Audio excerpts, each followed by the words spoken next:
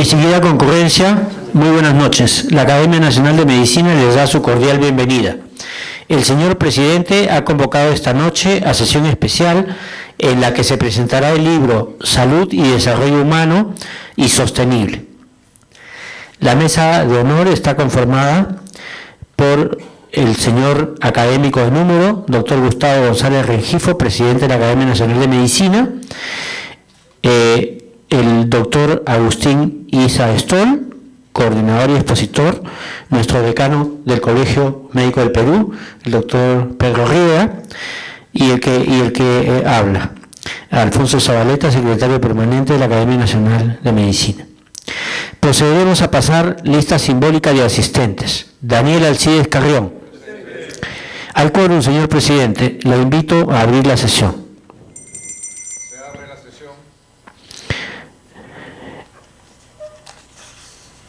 Es grato presentar al doctor académico de número Agustín Isa Stoll, a quien invitamos a pasar a la mesa de honor, para que presida y coordine esta ceremonia de presentación del libro. ¿Sí?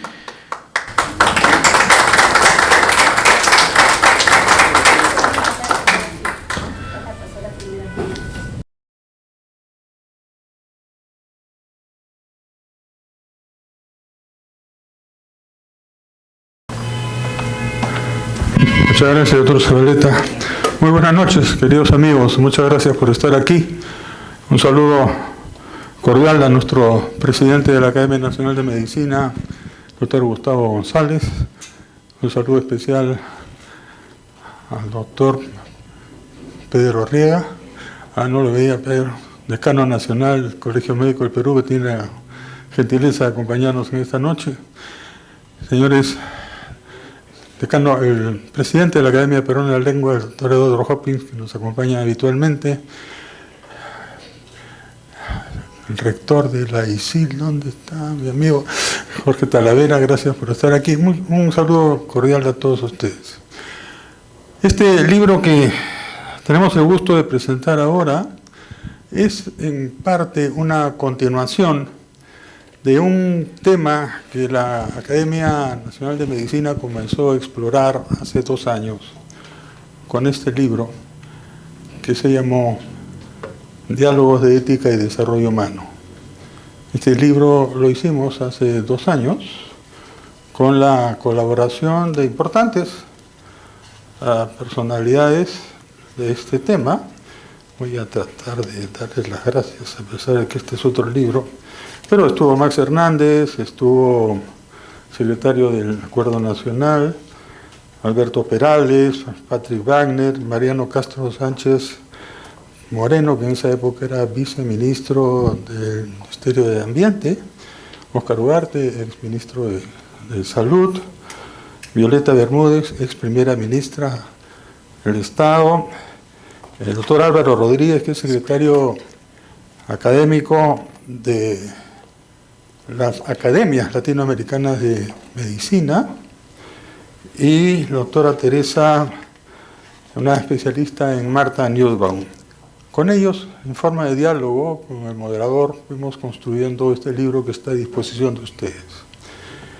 La Academia produce libros realizados por académicos y por personas que no son académicas y que nos ayudan, y que consigue los fondos que provienen de la ayuda del Ministerio de Salud, que anualmente nos brinda una cantidad de dinero, y también del Colegio Médico del Perú, que también colabora con nosotros.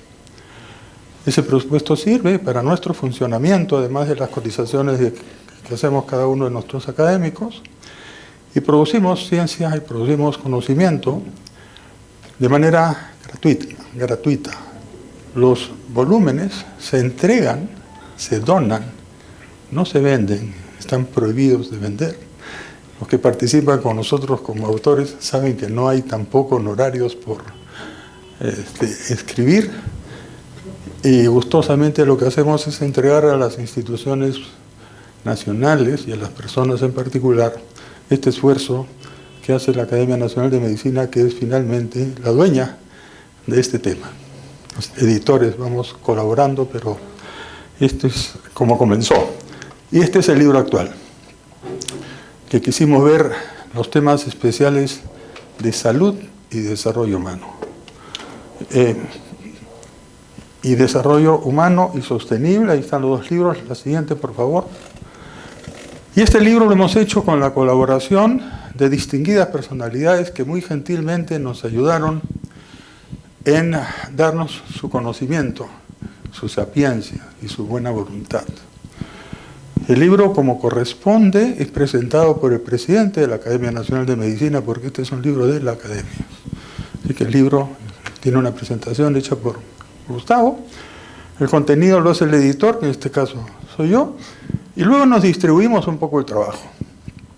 Y comenzamos con Berta Luz, comenzamos con Óscar Ugarte, comenzamos con Fernando Carbone, y le fuimos dando forma a estos conocimientos. En la medida que fuimos entregando los trabajos, tengo que apagar esto, nos dimos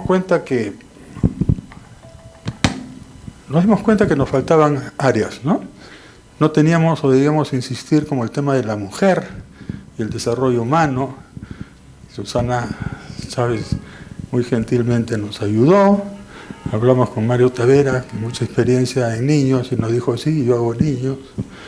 Y salud mental también era importante, y Renato Alarcón, un psiquiatra peruano que ha vivido mucho tiempo en Estados Unidos y que es un profesor de Cayetano Heredia, nos hizo el tema de salud mental. Cada autor de cada capítulo ha tenido la libertad absoluta de escribir lo que ha creído conveniente. Y yo como editor he respetado hasta el milímetro lo que cada uno de nosotros ha podido presentar en el libro. Tiene la ventaja que el libro se puede leer comenzando de cualquiera de los sitios. Tiene la ventaja de que da la información producto de la experiencia del autor del capítulo, y eso enriquece, porque presenta la diversidad de estos temas que entre todos nosotros estamos facilitando. Entonces, tenemos algunos capítulos. El anterior, por favor. Quedamos en que yo iba a hacer estos aspectos conceptuales de lo que es el crecimiento económico, el desarrollo humano y el desarrollo sustentable, cómo van cambiando los conceptos, cómo se van profundizando algunos aspectos. Luego entramos a la parte de salud. Óscar Ugarte, con su conocimiento, ex ministro de Salud y un experto en salud pública, hizo el tema del marco conceptual de derecho al cuidado de la salud y desafíos, una extensa parte de la publicación. Y hablamos con Fernando Carbone porque nos interesaba atención primaria de salud. Y aquí quiero hacer un breve paréntesis porque con él conversamos. Fernando se interesó mucho, fue el primero que me entregó su capítulo. Fernando, como ustedes saben, falleció desafortunadamente. Antes de morir me entregó su artículo y lo hemos dejado ahí, así como está. En el libro hay una presentación que he hecho yo como un homenaje. La Academia también le ha rendido un homenaje y algunas personas también le rindieron un homenaje. Fernando vivió como creyó, con su percepción de atención primaria de salud y con su percepción religiosa. Y fue consecuente con eso. No todos hemos estado de acuerdo con todas estas cosas, pero hemos respetado su idea, su concepción, y así está plasmado. Óscar Ugarte va a tener la gentileza, porque tenemos 15 minutos cada uno, de unir su tema y el de Fernando en 15 minutos, así que va a ser un esfuerzo tremendo de síntesis. La siguiente, por favor. Luego, Berta Luz, que es una socióloga que trabaja en horas y con muchísima experiencia en aspectos de ambiente, nos ayudó con una gobernanza centrada en el derecho a un medio ambiente limpio, saludable y sostenible. Y Renato Alarcón, que como les comentaba es un psiquiatra peruano, arequipeño, pero que trabajó mucho tiempo en Estados Unidos, sigue viviendo entre Arequipa y Lima y produce bastante. Él ha hecho salud mental, con ese título de factor de desarrollo, sustento, bienestar y fuente de realizaciones. Susana Chávez, a quien le agradezco nuevamente, también la rapidez en entregarnos su artículo, Las mujeres, avances, deudas y rutas para un desarrollo inclusivo, y Mario Tavera, con una gran experiencia en UNESCO por muchos años y un conocimiento de la pediatría, nos va a presentar Niñez y Desarrollo Humano. De acuerdo con la Junta Directiva actual de la Academia, me pidieron que no hubieran más de 3 ponentes y cada uno 15 minutos. Y tuvimos que echar la monedita al aire, que cómo hacemos para que todos pudieran participar. Y he encontrado la manera. La manera es que yo debo comenzar con lo conceptual. Óscar va a combinar salud pública y lo de Fernando Carbone. Berta nos va a hacer la gobernanza. Y yo le he pedido a Renato Alarcón y a Susana que me den 3 o 4 diapositivos de su concepción. Como no tenemos el tiempo, desgraciadamente, y le pido disculpas, pero en el meollo de lo que nos han presentado se ve con mucha nitidez cómo enfrentan este problema. De tal manera que con esta un poco larga exposición y el agradecimiento de nosotros a la Junta Directiva de la Academia, Gustavo González, actual presidente, cuando yo terminaba mi periodo y él me sucedía, me dijo: oye, tu libro, tú dices ahí al final que va a continuar, así que continúa con el libro, ya que está cumplido el encargo. Yo le voy a hablar unos minutos de cómo los términos, la siguiente por favor, cómo los términos de crecimiento económico, desarrollo humano y sostenible fueron cambiando en el tiempo. La siguiente por favor. Y este es el primer párrafo del libro, de mi parte, que dice: los conceptos de desarrollo humano y posteriormente el de desarrollo sustentable, entre los cuales la salud es un componente importante, fueron acuñados para complementar el de crecimiento económico, que se había institucionalizado en la década del 40, cuando las Naciones Unidas, a través del Consejo Económico Social, crearon 5 comisiones regionales en el mundo. Uno de ellos fue CEPAL, que se encargó de contribuir al desarrollo económico de los países de nuestra región y reforzar sus relaciones económicas. La siguiente, por favor.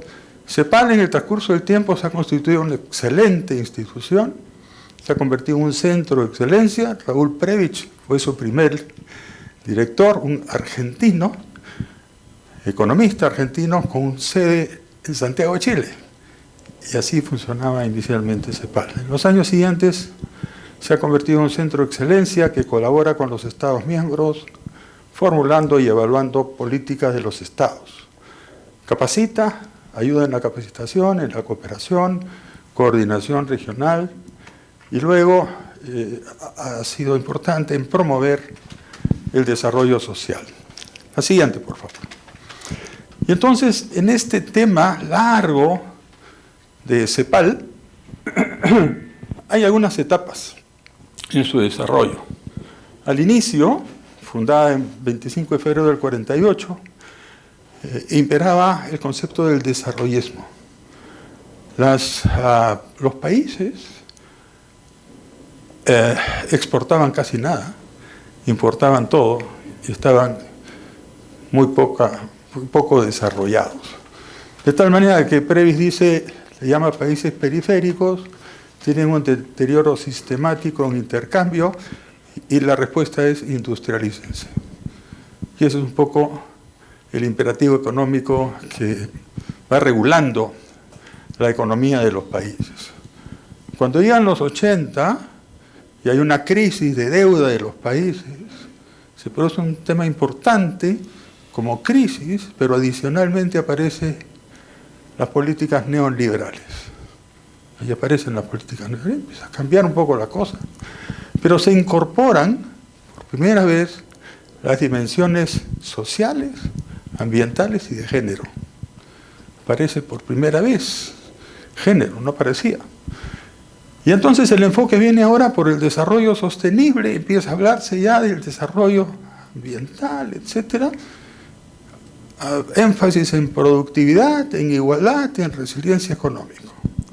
Luego, en los últimos años, con la aparición de tecnología más moderna, CEPAL prioriza ejes como transformación digital, descarbonización, inclusión social y fortalecimiento institucional. Aparecen los famosos ODS y entonces CEPAL también empieza a trabajar con diferentes ODS, entre los cuales varios y muy importantes, el tercero entre ellos, tiene que ver con temas de salud. La siguiente. Y entonces yo lo que he querido hacer aquí es presentarles este gráfico, porque en 2024, y por primera vez, CEPAL y OPS se juntan para establecer una política latinoamericana. Y sacan un documento muy importante que yo lo he esquematizado, que tiene que ver con que todavía persisten, digamos, el Perú como situación en 2023, la CEPAL y OPS y las metas de ODS relacionados. Este gráfico lo van a poder ver en detalle en el libro, pero aparecen temas importantes como mortalidad materna, cobertura de vacunación, esperanza de vida al nacer, gasto público, cobertura en servicios de salud, acceso a agua potable, pobreza, establecimientos ya también de telesalud. Y lo que hay a la derecha es la situación del Perú, que tiene una serie de carencias en este enfoque de CEPAL y de OPS. La siguiente, por favor. Pero no solamente lo hablan, la siguiente, por favor, pero no solamente, yo creo que tengo acá, ¿no? A ver. Se habla de que hay una heterogeneidad en Perú, como todos sabemos. Entonces, cuando hablamos de mortalidad materna, que ahora son 80 por 100.000, y la meta es bajar a 70.000, hay una región crítica destacada en Huancavelica y Loreto, que son las peores regiones. Entonces empieza a verse no solamente lo nacional, sino lo regional. Cobertura de vacunación, alcanzar el 100% en menores de 5 años, pero en el Brain y en la Amazonía vamos mal. La esperanza de vida al nacer, como meta, más de 80, pero en la Sierra Sur la mortalidad la esperanza de vida es menor. El gasto público tiene que subir, y acá hay un aviso importante de pasar de 3.9 a 6%, que todavía no se cumple, pero es una esperanza importante. Y cobertura efectiva y acceso a agua potable. Esto entonces es un documento importante, porque dos instituciones importantísimas, CEPAL y OPS, hablan sobre lo que los países latinoamericanos debieran hacer. La siguiente, por favor. Y entonces la consecuencia es que estas dos organizaciones tan importantes dicen que es urgente fortalecer los sistemas de salud, y ahí viene con enfoque en atención primaria. Sería bien la sanción definitiva, no que puede ser, sino que hay que hacer atención primaria de salud para garantizar el acceso universal. Luego hay que superar los retrocesos observados en la pandemia, a todos los países nos afectó la pandemia, y entonces ahí se ha visualizado la desigualdad y el impacto de los determinantes sociales en la salud. Empieza a aparecer eso también, como determinantes sociales y económicos de la salud. Y luego debe articularse mucho mejor los sistemas sociales de protección y los sistemas de salud. Esos son los criterios importantes de estas dos organizaciones. La siguiente, por favor. De tal manera que, para no extenderme mucho, lo importante es que haya una priorización en la inversión y que la inversión sea sostenida para que tengamos buenos resultados. Y esa creo que es una de las conclusiones importantes de la reunión de estas dos instituciones. La siguiente, por favor.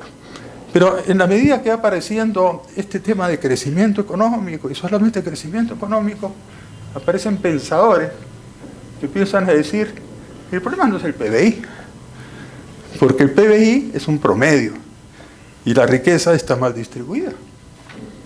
Entonces, solamente analizando PBI y analizando economía, no solucionamos el problema. Y empiezan a hablar del desarrollo humano. Y el que impulsa esto es un economista indio, Amartya Sen. Amartya Sen cambia el sentido de que solamente crecemos económicamente por este concepto de que tienen que haber enfoques que no solamente sean economicistas, sino que tiene que tener en consideración los aspectos sociales. La siguiente, por favor. Y Amartya Sen define el desarrollo humano ya no como un problema económico, sino como un proceso de expansión de las capacidades que permiten a las personas realizar sus elecciones y alcanzar sus objetivos. Este es un concepto importantísimo, porque de lo que se trata es de que nosotros tenemos una cantidad de cosas que podemos hacer o que podríamos hacer, y eso podríamos llamarle oferta, ya le llama capacidades. Pero dentro de esa oferta, nosotros escogemos en función de nuestra libertad. A mí me interesa más una cosa que la otra. Me interesa más qué quiero tener en la vida, qué quiero ser y qué quiero hacer. Y empiezan a combinarse ahí cuestiones filosóficas, qué es el ser y qué es el hacer. Y entonces no todos queremos ser lo mismo, pero todos debiéramos tener la oportunidad de ser lo que queremos hacer y lo que podemos hacer. Ese es el concepto importante en los cuales las libertades son fundamentales para el desarrollo, la posibilidad que yo tengo de escoger lo que quiero. La siguiente, por favor. Y entonces se trata de que tengamos acceso a servicios básicos de salud, que participemos activamente en la vida política y social y que disfrutemos de un entorno económico que nos permita prosperar. Entonces, desarrollo ya no significa a más plata. Desarrollo significa las posibilidades que yo tengo de ser una mejor persona con bienestar y con futuro. Sustancial el cambio. La siguiente, por favor. Y entonces este es un esquema que he hecho yo. Estos son los recursos que hay, estas son las capacidades, es decir, las funciones disponibles. Esto es lo que nosotros alcanzamos. Digamos, acá está la educación. Sí, pues, pero yo me quiero quedar en quinto media. No, yo quiero llegar a la universidad.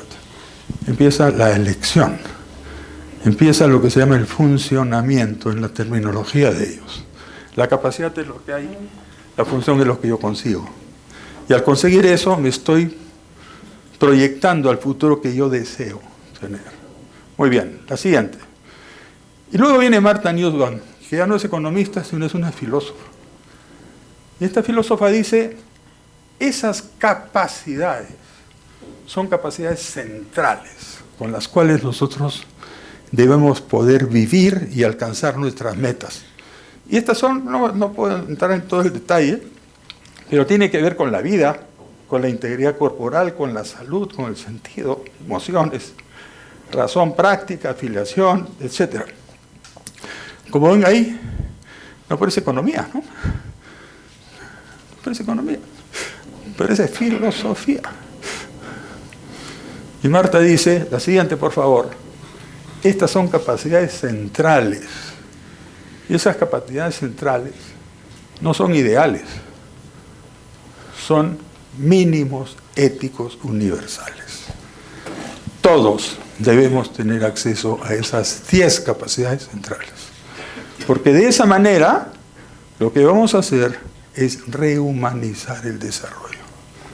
Fundamental. Y empieza a hablarse de deshumanización. Y ahora hay que hacer una rehumanización de la sociedad, de la medicina, de todos nosotros.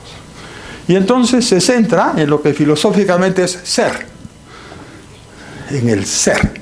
Es una cuestión ontológica y empieza a cambiar. ¿No? En el ser, lo que soy como persona, lo que nací con una dignidad. Y empiezan estos conceptos filosóficos y la posibilidad de hacer, porque ya soy y ahora podré hacer. La siguiente, estoy hablando de manera muy simplista, me disculpan con el ánimo de que sea más ágil esto. Y entonces aparece el índice de desarrollo humano. Pero ¿cómo aterrizamos todas estas teorías? Y se junta un grupo de la Organización Mundial de la Salud, entre ellos Amartya Sen, y que establecen un índice de desarrollo humano con esperanza de vida al nacer, con educación y con ingreso per cápita. Y establecen unos numeritos por cada población. Lo máximo es 1. Y los países van aumentando y las regiones también. Y esto es lo que pasa en Perú en los últimos 30 años. La siguiente, por favor. Tengo que ir un poquito rápido.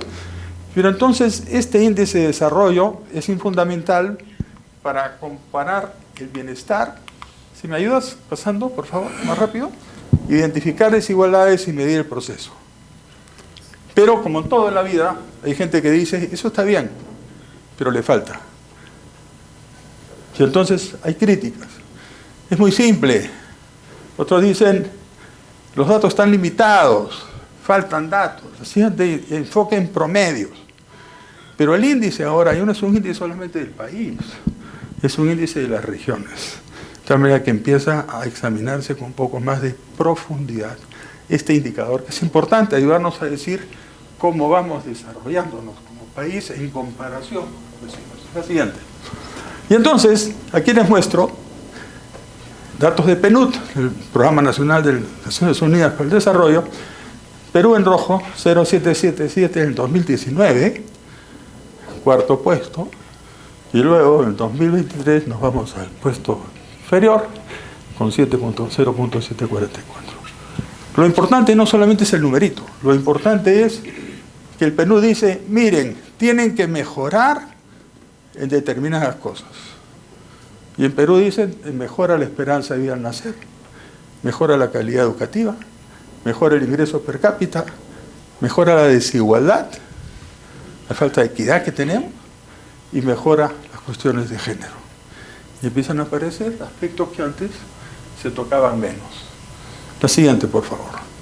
Y entonces, luego aparece, dice, bueno, pero ¿qué pasa con el ambiente? El ambiente no había sido tocado, pero vivimos dentro de una naturaleza. Entonces se trata ahora no solamente que yo me desarrolle como persona, sino cómo me desarrollo en mi ambiente. ¿De acuerdo? Y aparece desarrollo sostenible. Bea Berta después nos hablará con más precisión. Y forma una comisión con una noruega que dirige este informe, que luego lleva su nombre, el informe de Brundtland, que es esta noruega que se convierte en una frase espectacular. ¿Qué es desarrollo sostenible? Aquel que satisface las necesidades del presente sin comprometer la capacidad de las futuras generaciones. No solamente pensemos en nosotros, pensemos en los que vienen. Y eso empieza a liderar el pensamiento de desarrollo sostenible de nuestra vida en comunidad, con la naturaleza. Ya no solamente con los otros seres humanos, no solamente con la otredad, sino con animales, con las plantas, y con la naturaleza en general. La siguiente, por favor.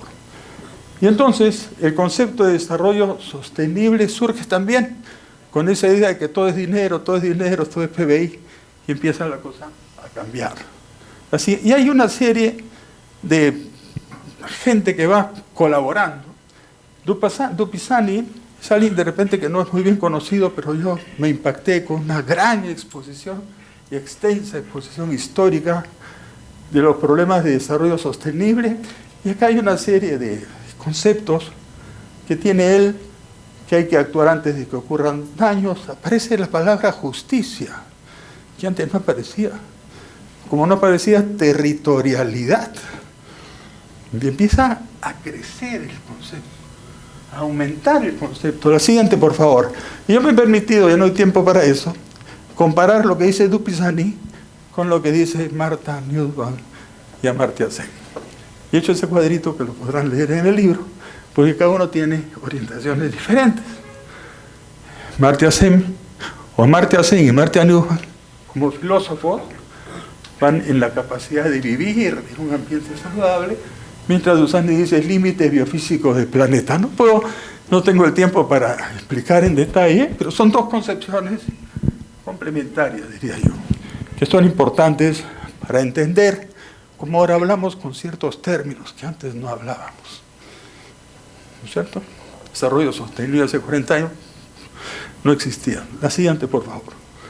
Y entonces aparecen una serie, vamos a pasar eso rápido, una serie de observaciones sobre estos conceptos. Aparecen otros investigadores que empiezan a añadirle alguna concepción individual y personal sobre cada uno de estos aspectos.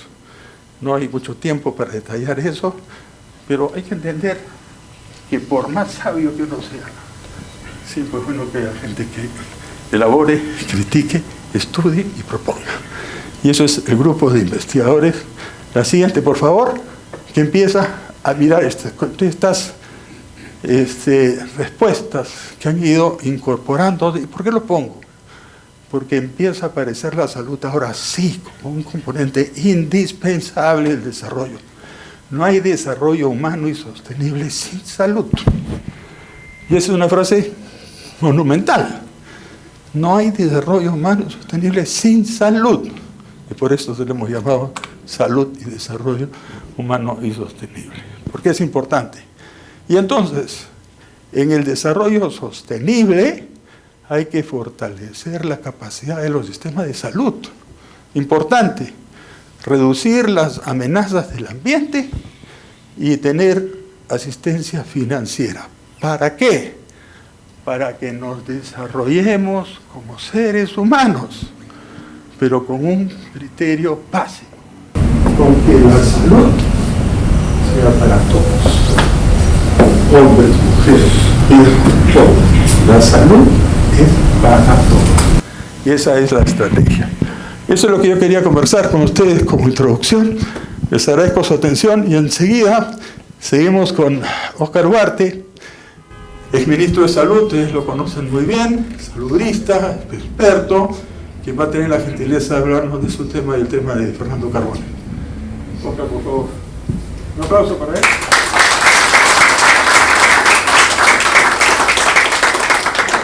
Muy bien. Gracias.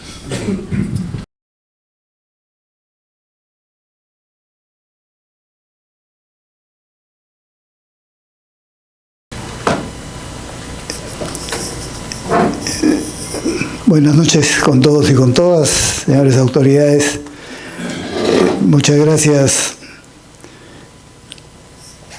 doctor Agustín Isa, por esta introducción que engloba todo lo que efectivamente el trabajo de esta comisión ha hecho. Yo quiero referirme escuetamente a la parte que me tocó desarrollar y, como ya ha sido anunciado, voy a tener el honor de referirme al aporte de Fernando Carbone. Y es interesante, al hablar de el desarrollo humano, como bien lo ha explicado Agustín, y lo refuerza la filósofa a la cual él ha hecho referencia, el desarrollo humano no es otra cosa más que el desarrollo y la capacidad que los humanos tenemos para dominar el mundo, la naturaleza. Pero yo quiero empezar llamando la atención en un aspecto que me parece que es importante, porque esa capacidad de dominio de los humanos sobre la naturaleza, recordemos que los humanos estamos hace 2 millones de años. Lo principal en ese transcurrir, pero desde los últimos 300.000 años, es el lenguaje. Esa es una parte importante del desarrollo humano que se produjo. Pero el mayor desarrollo humano se ha producido recién de hace 12.000 años para acá. ¿En relación con qué? En relación con algo que es fundamental para ese desarrollo posterior, que ha sido el control de la naturaleza a través de 2 hechos. El lograr dominar la agricultura, es decir, el reino vegetal, y los animales, es decir, la ganadería. Eso es hace 12.000 años. Pero eso convirtió a los humanos de nómadas en sedentarios y, por lo tanto, en la oportunidad de construir pueblos, ciudades, luego imperios, que es lo que conocemos de los chinos, de los egipcios, de los sumerios, etc. Pero eso es de hace 5.000 años para acá, que no hubiese podido ser si no los humanos lográbamos dominar el reino vegetal a través de la agricultura y los animales a través de la ganadería. Y a partir de ahí es que se genera un desarrollo gigantesco de los humanos. Además, nosotros como sapiens, como bien sabemos, somos nomás de los últimos 200.000 años. Y somos uno de los homínidos que han aparecido desde hace 2 millones de años. Pero somos los privilegiados en ese desarrollo humano. Y como bien lo ha dicho Agustín, hay aspectos esenciales en ese desarrollo humano. Uno de ellos es efectivamente el cuidado de nosotros mismos, el cuidado de la salud, el cuidado de las personas, que, como dice el historiador Harari, y eso lo decía la lámina anterior, es connatural al género humano. El cuidar a las personas, el cuidar a sus semejantes. Y eso es lo que traza un desarrollo histórico hasta nuestros días.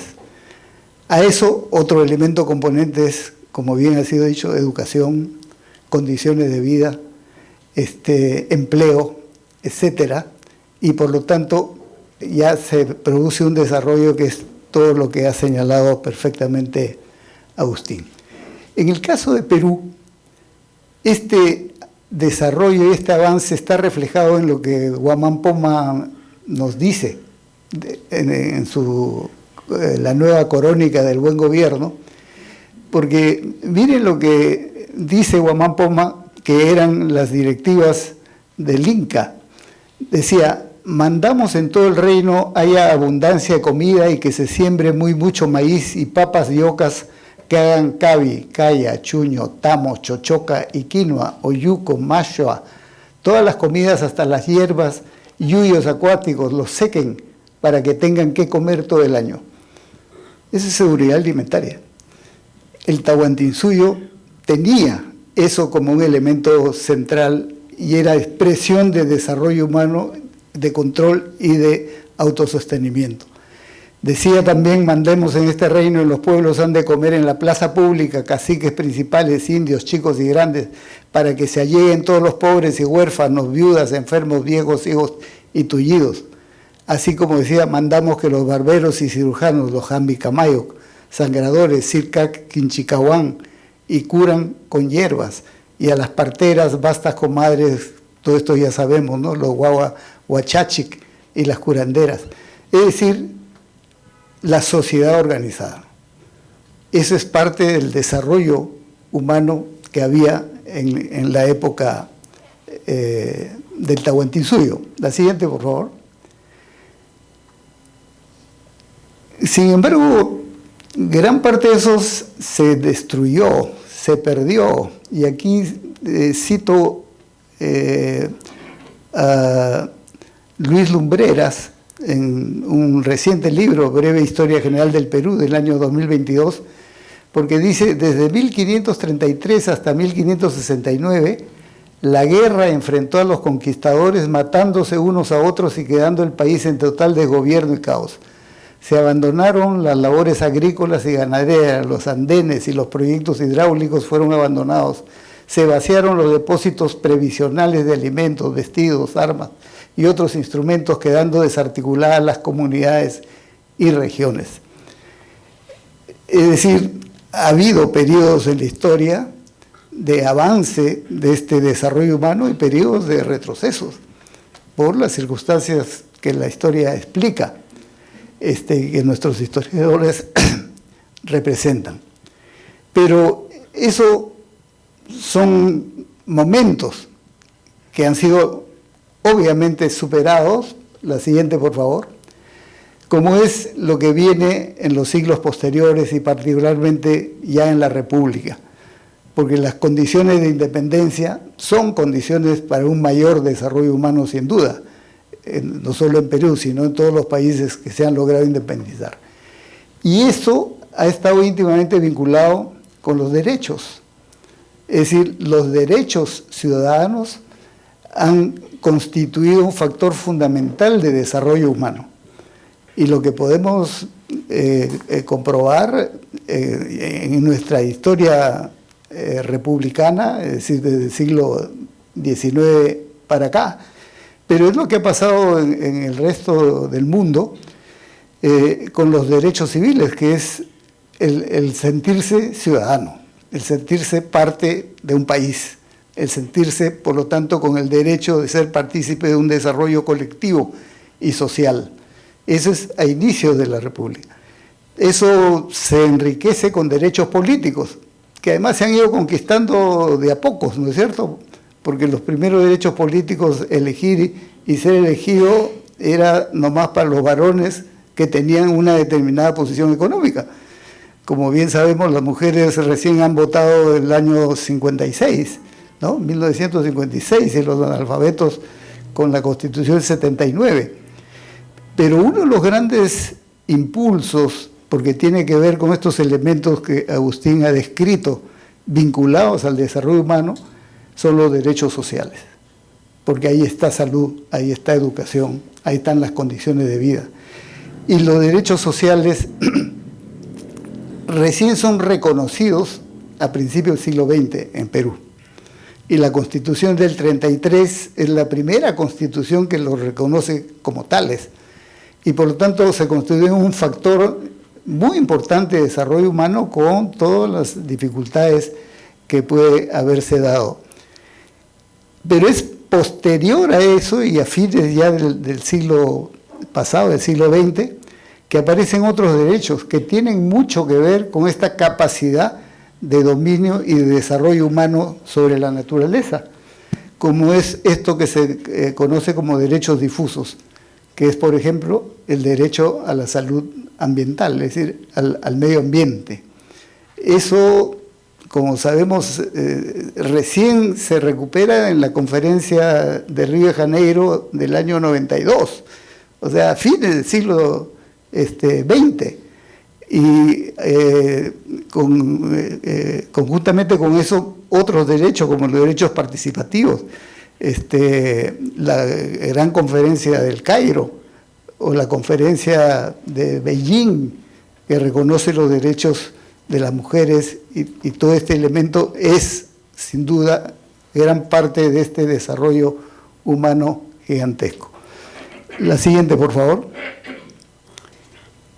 No más para graficar parte de lo que ha señalado bien Agustín, algunos indicadores del desarrollo humano desde la salud, es decir, la importancia de este factor desde la salud, desarrollo de salud, vinculado al desarrollo humano.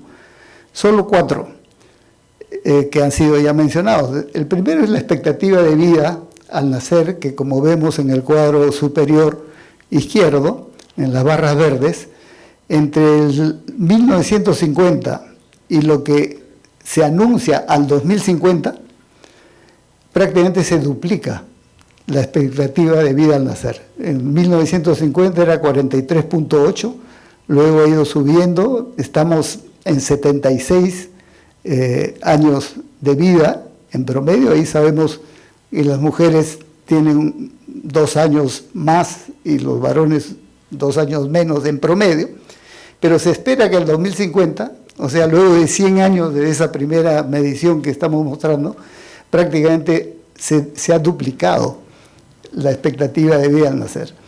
Eso es, de hecho, un factor muy importante que se enriquece también con otros elementos, otros indicadores, por ejemplo, la reducción de la desnutrición crónica infantil, que es el gráfico superior de la derecha, que se ha reducido de 36.5% de niños menores de 5 años con desnutrición crónica infantil al 2015 a 14.4 y ahora estamos en 11, es una reducción importante.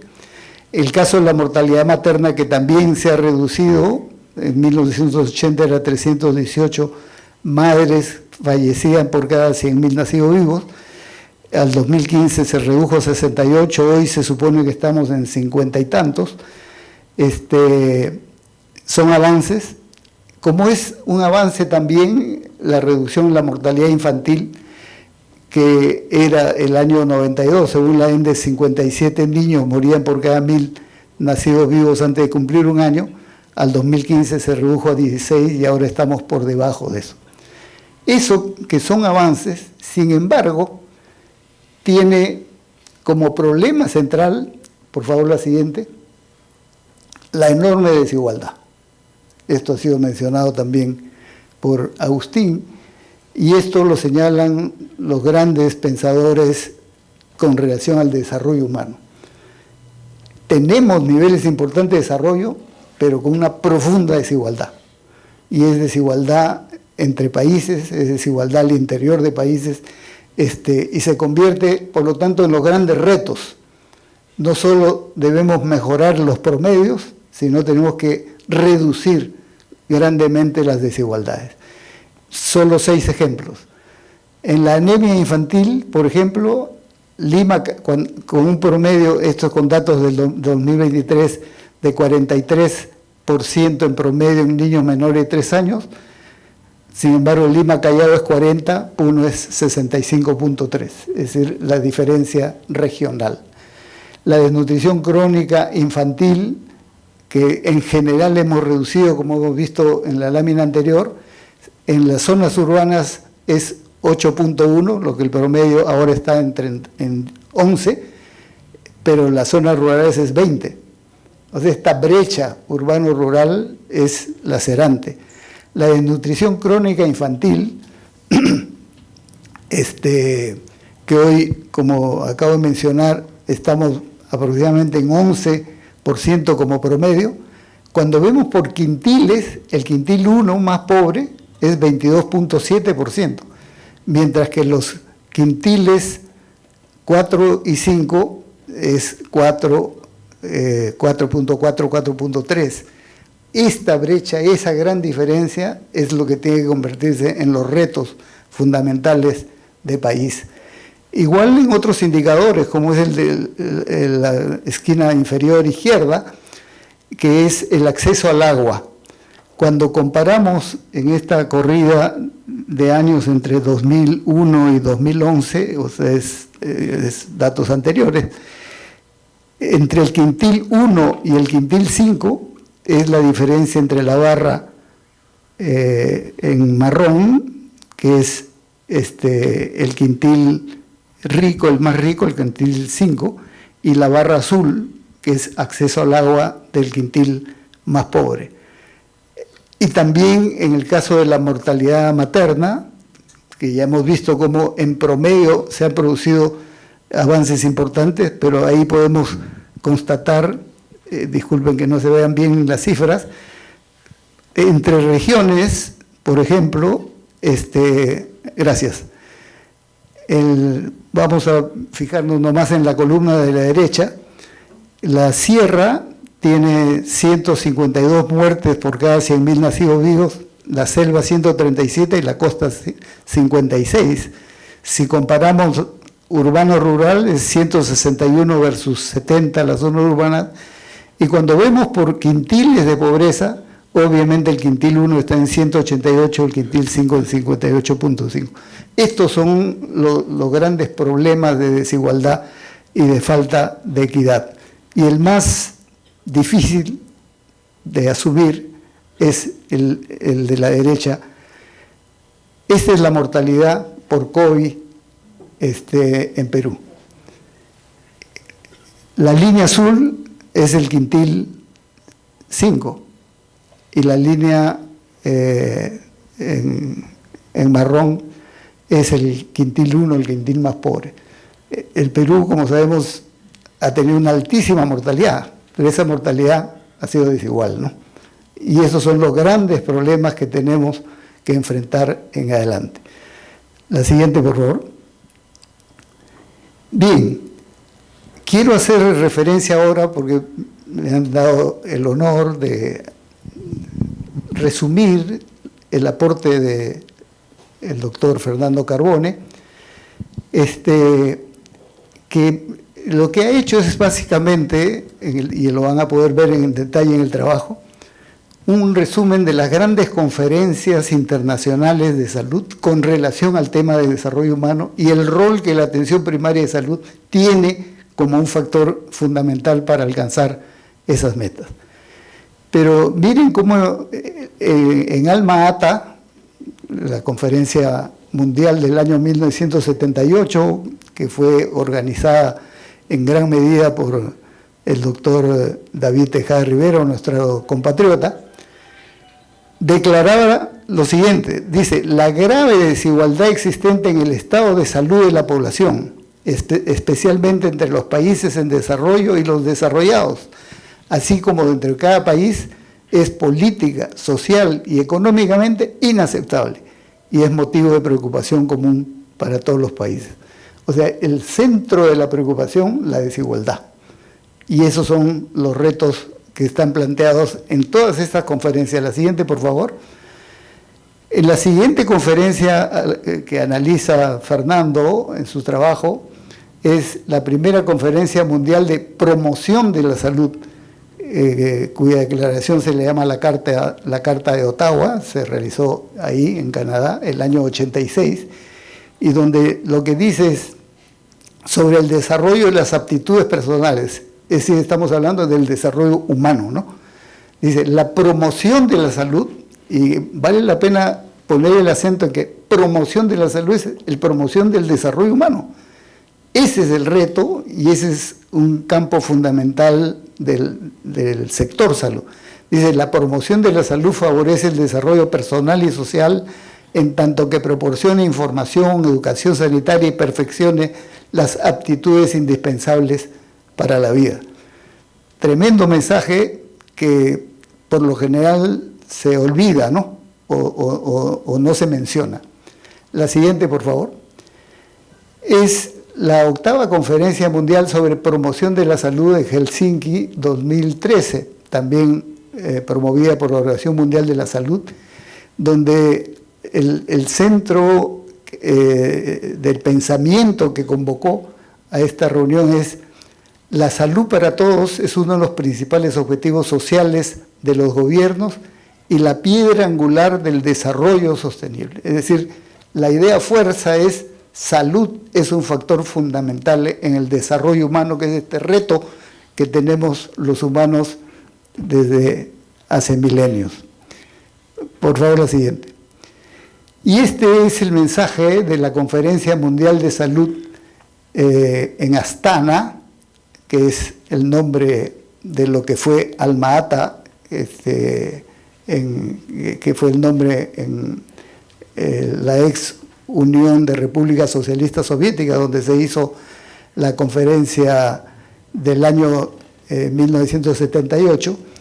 Bueno, 40 años después, el 2018, se volvió a reunir esta conferencia para hablar de la atención primaria. Y el mensaje fundamental es lo que se convierte en el título de parte del libro. Dice: la atención primaria de salud, piedra angular de un sistema de salud sostenible y de un desarrollo integral de los pueblos. Es decir, la vinculación con el desarrollo humano es, digamos, un compromiso fundamental, y esto es lo que tenemos que seguir. Y para terminar, la última, por favor, quiero mencionarlo con especial referencia al mérito de Fernando Carbone, porque él fue uno de los impulsores de la Política Nacional Multisectorial de Salud al 2030, que es este documento, que es un documento oficial vigente, que se llama Perú, País Saludable, y cuyo mensaje fundamental, redactado por él también, es lo que está en la pantalla. Dice: la salud es un derecho, por lo cual es condición indispensable del desarrollo humano y medio fundamental para alcanzar el bienestar individual y colectivo. Y la protección de la salud es de interés público, por tanto es responsabilidad del Estado regularla, vigilarla y promoverla. Esto es lo que resume, creo, todo lo que se ha dicho anteriormente y que refleja este esfuerzo gigantesco de aquí en adelante. Muchas gracias.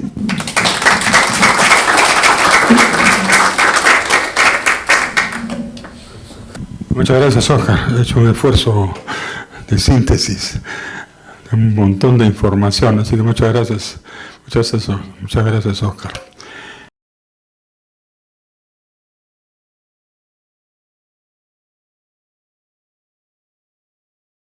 A continuación, comienzan las mujeres. Berta Pinedo es una socióloga que conocimos en las actividades que teníamos en la academia, colaboró con nosotros cuando yo era presidente de la academia, y de ahí un poco nos hicimos amigos. Por lo menos yo soy amigo de ella, no sé si ella me conoce, no me considere a mí su amigo, pero ¿qué vamos a hacer?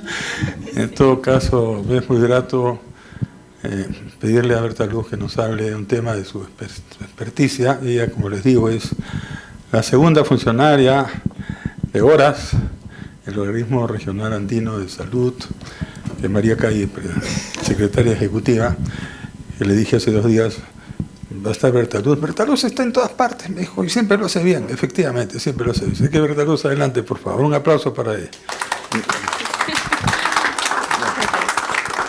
Bueno, muy buenas noches para todos y para todas. Bueno, para mí es un placer muy grande, un honor estar hoy aquí. En primer lugar, quiero agradecer al doctor Isaac por la invitación que me hizo a escribir el capítulo en el libro. Yo la asumí con mucho entusiasmo y también con mucha humildad, porque sé que muchas personas en este hermoso país trabajan intensamente en el tema. Les voy a hacer la presentación del capítulo por una gobernanza centrada en el derecho a un medio ambiente limpio, saludable y sostenible. Las reflexiones iniciales que hicimos al principio tuvimos muchas reuniones de reflexión sobre el marco del libro y el énfasis era inicialmente un marco conceptual y también histórico. En la siguiente lámina les muestro que dentro de las reflexiones retomamos un desafío muy grande e importante que tenemos actualmente en el mundo y como país y como personas, y en la agenda de desarrollo sostenible, la Agenda 2030. Los objetivos de desarrollo sostenible son el mapa ético que nos guía hacia un futuro más justo, sostenible y posible para todas las generaciones. Son 17 objetivos de desarrollo sostenible, 169 metas y más de 200 indicadores. Allí ven ustedes la lámina del último informe 2025, y ese informe lo que nos dice es que en el mundo estamos muy lejos de alcanzar las metas que nos propusimos al 2030. Acá vemos los 6 países andinos con los que trabaja el Organismo Andino de Salud, nuestros países hermanos: Bolivia, Chile, Colombia, está Ecuador, Perú, Venezuela. Y miren ustedes cómo está el mapa en relación con los objetivos de desarrollo sostenible. Ven ustedes que rojo significa que estamos muy lejos de alcanzar la meta. Amarillo, naranja, que todavía nos falta mucho por hacer, y verde, solamente 1 para Perú, que ya se ha alcanzado la meta. Entonces, los países andinos tienen desafíos persistentes: acelerar el paso hacia el cumplimiento de la Agenda 2030. Son muchos los objetivos y están interconectados. El objetivo 3, como lo decían hace un momento, es el objetivo de salud y bienestar. Son varios los objetivos relacionados con la dimensión ambiental. El objetivo 6 sobre agua, el objetivo 13 sobre cambio climático, muchos otros más. Cuando fuimos a escribir este capítulo, también partimos de una premisa, una publicación reciente de las Naciones Unidas, la triple crisis planetaria. Es una crisis dada por pérdida de biodiversidad, contaminación y cambio climático. Y esta crisis ambiental lo que nos dice es que están interconectadas. Hay una degradación que está avanzando cada día más y que afecta a millones de personas. El modelo actual de desarrollo es insostenible. El crecimiento económico es desigual y ha generado una explotación insostenible de los recursos. Y la salud se ve muy afectada. El bienestar también. La siguiente, por favor. En esta crisis también se evidencia en que como humanidad no estamos cumpliendo los acuerdos que pactamos. Por ejemplo, el Acuerdo de París en el 2015 es el acuerdo relacionado con la reducción de gases de efecto invernadero.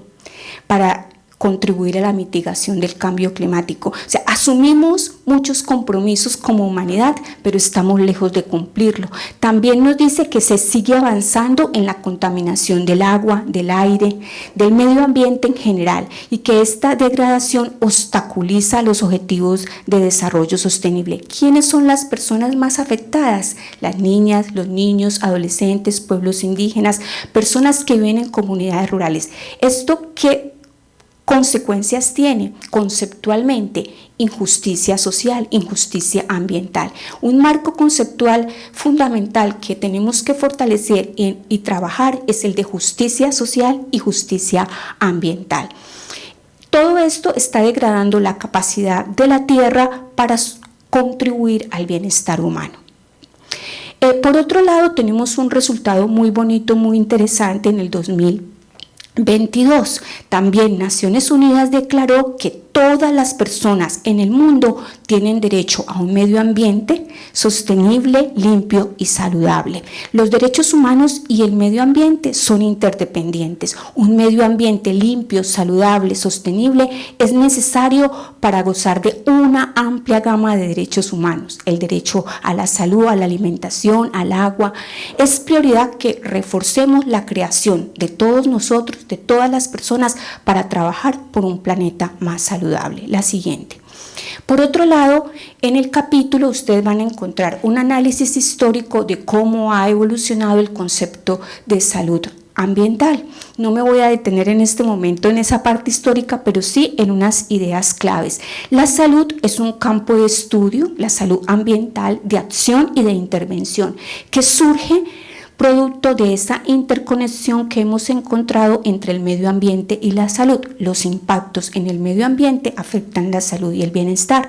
Históricamente el concepto estuvo muy vinculado al saneamiento, pero poco a poco ha evolucionado, y en esa evolución se reconoce que hay factores físicos, químicos, biológicos, sociales, psicosociales, y entonces la salud ambiental se constituye en un campo de acción para que superemos la triple crisis planetaria, es decir, superemos los problemas de pérdida de biodiversidad, superemos el problema de la crisis climática y también de la contaminación. Dentro del análisis de la complejidad decimos que es muy importante analizar las causas de las causas de los problemas de salud. ¿Cuál es la causa fundamental? Por eso el concepto de determinantes sociales es fundamental. Las causas de las causas, también los determinantes políticos, los determinantes económicos, ambientales y comerciales. No puede haber cuerpos sanos en territorios enfermos, y necesitamos ser capaces de contribuir a superar esas desigualdades injustas, innecesarias y que sin duda alguna obstaculizan el desarrollo humano. Siguiente, por favor. En el libro ustedes encuentran también el desarrollo de unos principios básicos de la salud ambiental. El primero de ellos es fundamental: la prevención. Es mejor prevenir que curar, y además es más justo, menos costoso, y nos ayuda sobre todo a prevenir tantos problemas que tienen nuestros sistemas de salud. Una manera de contribuir al fortalecimiento de los sistemas de salud es fortaleciendo la capacidad de prevención. Es fundamental que sigamos trabajando por la garantía de la igualdad de los derechos humanos. Las injusticias innecesarias, las desigualdades innecesarias, y sobre todo la equidad, que nos hace un llamado a mirar dónde hay esas brechas, identificar esas brechas y ser capaces de trabajar allí, como nos lo mostraron hace un momento. Cuando hablamos de gobernanza, en la gobernanza un eje central es la participación. ¿Y la participación de quiénes? De las organizaciones sociales, y fundamental la capacidad de un trabajo transdisciplinario, en el sentido de darle la voz y también la participación a las personas que usualmente son excluidas de la toma de decisiones, también son excluidas de la producción de conocimiento. Lo transdisciplinario nos hace un llamado a que participen de manera activa y protagónica quienes usualmente no tienen las posibilidades de participar. Es fundamental que lo puedan hacer de manera informada y también con la capacitación requerida. El trabajo intersectorial es el corazón de toda gestión eficaz. Tenemos dificultades inclusive para el trabajo en equipo. Ser capaces de ceder en nuestros egos profesionales para tejer y construir con los otros es necesario y fundamental. El desarrollo sostenible es una premisa y nos recuerda la relevancia, como lo han dicho los diferentes informes más recientes, por ejemplo, de la Comisión Económica de América Latina. Tenemos que ser capaces de acelerar hacia el cumplimiento de las metas y los objetivos de desarrollo sostenible. Por otro lado, la acción regional e internacional es clave. Les puse como ejemplo el trabajo del Organismo Andino de Salud, que fomenta la integración, el intercambio de conocimientos y de experiencias con los delegados de 6 países andinos, promoviendo sobre todo que seamos capaces a partir del tejer con los otros, de reconocer las lecciones aprendidas, de socializarlas con los otros, abordar las capacidades y el trabajo para resolver problemas comunes. La siguiente, por favor. Entonces, cuando hablamos del derecho a un medio ambiente saludable, son muchas las dimensiones y bueno, el capítulo no daba para abordar todas las dimensiones. Entonces nos centramos en cambio climático y en agua. La siguiente. En relación con el agua, la siguiente, por favor. El agua es un derecho humano indispensable para una vida digna. Y en la siguiente lámina solamente les muestro algunas de las ideas centrales que se desarrollan luego de hacer una reflexión histórica y conceptual sobre el derecho al agua. El agua es la fuente de la vida y sin agua no hay vida. Las dificultades para acceder al agua hacen la diferencia entre personas, grupos y países y determinan el futuro de las sociedades. Para nuestros pueblos ancestrales, el agua es sagrada. Nosotros en nuestros eventos del Organismo Andino de Salud siempre decimos que tenemos mucho que mostrarle al mundo y ser capaces de sistematizar las experiencias, los conocimientos de nuestros pueblos ancestrales que han vivido en respeto y armonía con la naturaleza. De la gobernanza de este líquido simplemente depende la salud de todo el mundo. La siguiente, entonces, ya en el capítulo de cambio climático también se hace un análisis de cómo ha evolucionado el concepto, quiénes fueron los primeros que lo trabajaron para llegar a una definición actual, y es que el cambio climático es un cambio del clima que se había dado naturalmente a lo largo de la historia de la humanidad, pero que en los últimos años la temperatura ha aumentado tanto y tan rápidamente que ya no es natural, no estamos preparados para absorber, para resolver, para dar respuesta a todos estos problemas. ¿Qué decimos desde una perspectiva más reflexiva y crítica alrededor del cambio climático? Es una crisis civilizatoria. De cierta manera confronta nuestro enfoque, nuestro modelo de desarrollo, que ha estado siempre con una perspectiva extractivista y de espalda a los derechos de la naturaleza. Y desde una perspectiva sociológica confronta el modelo industrializado de mucha industria, dando la espalda a cómo estamos produciendo. Así que hace un llamado a que cambiemos nuestra manera de producir, de consumir, de relacionarnos. La siguiente, por favor. Hay mucha evidencia científica sobre el cambio climático. Una de ellas es del panel intergubernamental.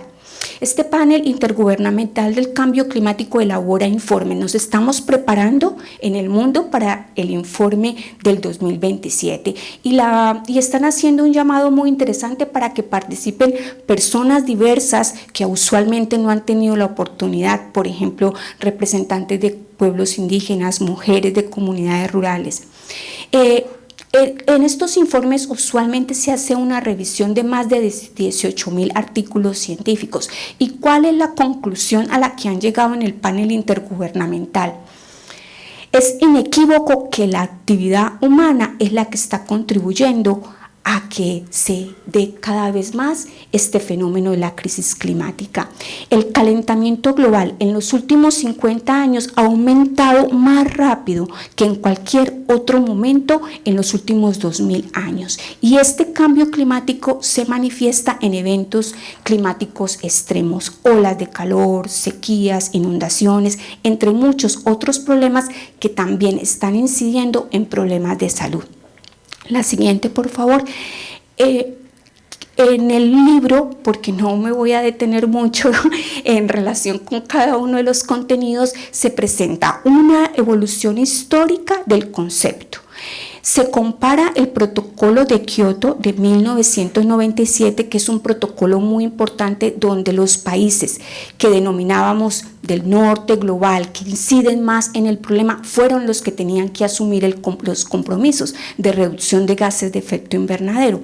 En el 2015, en el Acuerdo de París, se plantea que todos los países podemos contribuir a la reducción de los gases de efecto invernadero, es decir, todo lo que tiene que ver con causas estructurales del cambio climático y de otros problemas ambientales. Entonces hacemos una comparación para destacar lo que son las contribuciones nacionalmente determinadas. Todos los países deben plantear metas, sobre todo en las convenciones. Y lo otro que es muy importante es que se hace un análisis conceptual. ¿Qué es la vulnerabilidad?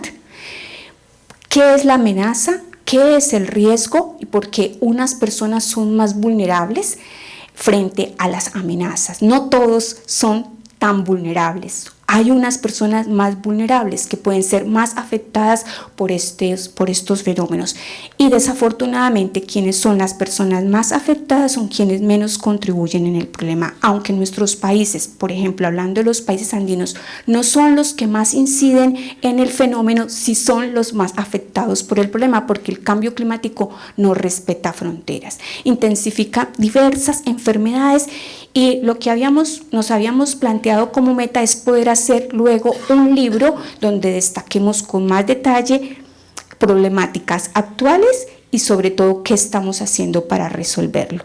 El capítulo propone una gobernanza ambiental centrada en los derechos humanos, en la equidad, en la participación, reconociendo que la salud humana depende de los territorios y también del fortalecimiento de las capacidades institucionales y personales para enfrentar los desafíos del siglo XXI. Nos estamos preparando como región para un liderazgo supremamente importante del sur global, la Convención Marco de las Naciones Unidas de Cambio Climático en Brasil. Va a ser del 10 de noviembre al 21 de noviembre y la idea es que podamos participar con diferentes voces y de diferentes maneras. En nuestro caso, como Organismo Andino de Salud, vamos a presentar la evaluación del Plan Andino de Salud y Cambio Climático desarrollado con los 6 países y una nueva versión que integra desafíos globales actuales y que hace un llamado. Es el momento de actuar con decisión. Cuidar la vida es nuestra mayor responsabilidad. Construyamos juntos una sociedad del cuidado que no deje a nadie atrás. Impulsemos un estado de bienestar garante de los derechos. La transformación de la relación de la humanidad con la naturaleza es la clave para alcanzar un futuro sostenible. El momento de actuar es ahora. Bueno, reitero el agradecimiento y dejo solamente este mensaje final. La salud del planeta es el reflejo de nuestra humanidad. Si cuidamos la vida, cultivamos esperanza, justicia y salud, podemos sanar el presente y también el futuro. El momento de actuar es ahora. Muchas gracias.